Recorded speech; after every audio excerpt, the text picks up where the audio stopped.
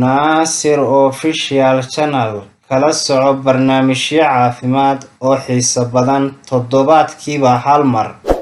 Fadlan subscribe saar si aad ula socoto muuqaalada cusub. Like saar haddaad ka heshay. Share garee si aad ula wadaagto asxaabtaada. Wixii fikrad ah ama fariimo ahna noogu reeb commentiga. Maanta barnaamijkeena waxaan ku soo qaadanaynaa mid ka mid ah xanuunada faafa oo loo yaqaano qoorgooye, afka qalaadna lagu yiraahdo meningitis. Xanuunkan qoorgooyuhu waa caabuq ba'an oo xuubka sare ee daboola maskaxda iyo xangulaha ku dhaca. Cudurkani waxa uu keeni karaa dhimasho haddii aan la daaweyn. Waxa badanaa sababa bakteeriya kala duwan. Kuwa ugu caansan jeermisyada waxaa ka mid ah Neisseria meningitis, Streptococcus pneumoniae, and Haemophilus influenza.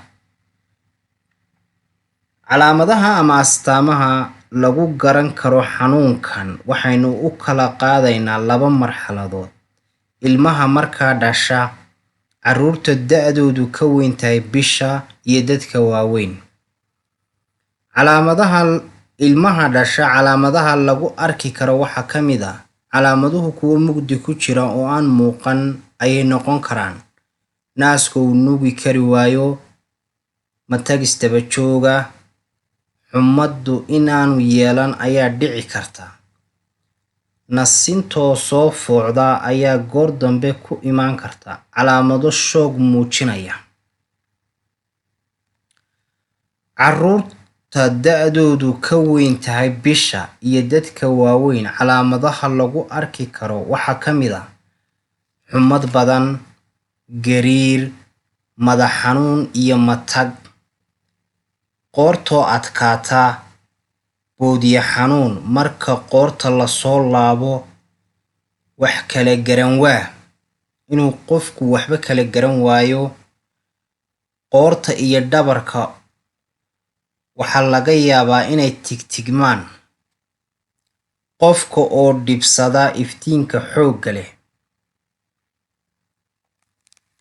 Xasuusnow, waa lagama maarmaan in la kala sooco xanuunkan iyo duumada. Haddii aanay suurtagal ahayn in la kala sooco duumada iyo qoorgooyaha, bukaanka labada cudurba ka daawee. Ka qaad islidyo dhiiga. Sii daawada duumada ee liidka hore first line drugska. Haddaba xanuunkan waxaynu ku maarayn karnaa. Haddii aanay suurtagal ahayn in dhabarka bukaanka laga soo qaado dareeraha maskaxda iyo xangulaha, waa in 3 saacadood gudahooda cisbitaal lagu gaadhsiiyaa. Samee islidka dhiiga.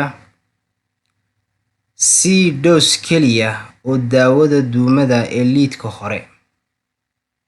Isla markiiba gudbi bukaanka iyo islidka dhiiga. Haddii aanay suurtagal ahayn in dareeraha dhabarka laga qaado bukaanka 3 saacadood gudahoodana aanu ku gaadhi karin cisbitaal ama xarun caafimaad, samee islidyada dhiiga. Sii doos keliya daawada duumada ee liidka hore ama first line drugska loo yaqaano. Xididka ka sii doos keliya penicillin. Muruqa kaga mud doos keliya oo ah chloramphenicol. Gudbi bukaanka iyo islidyada dhiiga. Haddii ay suurtagal tahay in bukaanka laga soo qaado dareeraha dhabarka,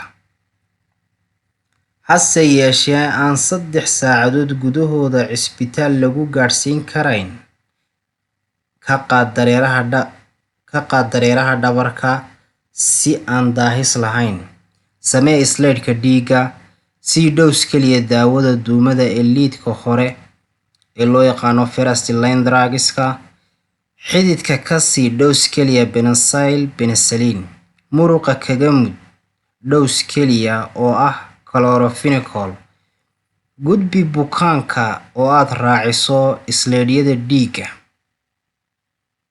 iyo dareeraha dhabarka oo ku jira weel nadiif ah.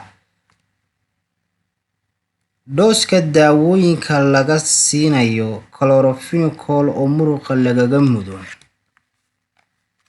Dadka waaweyn 1 garam c. Carruurta 25 mg/kilogram. Ilmaha dhasha 6.25 mg/kilogram. Haddii uu 1 sano ka yar yahayna 12.5 mg/kilogram. Penicillin oo xididka laga siiyo hadday suurtowdo, haddii kalena muruqa lagaga mudo. Dadka waaweyn 5 ilaa 14.4 mg maalintiiba oo dhowska la qaybiyay. Carruurta oo 180 ilaa 300 mg oo u qaybsan 4 ilaa 6 dhows maalintiiba. Xasuusnow, meningococcal meningitis waa xaalad caafimaad oo degdeg ah, isla markiibana waa in bukaanka la siiyaa penicillin haddii looga shakiyo inuu cudurka qabo. Daaweynta kaabida diazepam aayar ka sii xididka ama dabada haddii uu qalal jiro. Dadka waaweyn 10 ilaa 40 mg c. Carruurta 3 jirka ka yar dhowska u badan ee la siin karaa waa 5 mg. Carruurta 3 jirka ka weyn dhowska ugu badan ee la siin karaa waa 10 mg. Ugu celi mar kale dhowska haddii loo baahdo.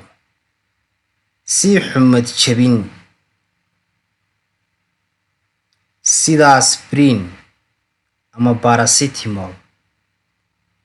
Hubi xasuusnow, indhaha lagama qarsan karo mudnaanta ay leedahay in la qaado dareeraha lafdhabarta cerebrospinal fluid si aragti loogu baadho oo loo caddeeyo cudurka qoorgooyaha. Xataa haddii aanay jirin adeegyada shaybaadhka dareeraha lafdhabarta, waxaa si badbaado leh bukaanka loogu qaadi karaa iyadoo la adeegsanayo xeelado la isla ogyahay iyo irbado nadiif oo sterile ah marka aan lahaynin irbadda lafdhabarta u gaarka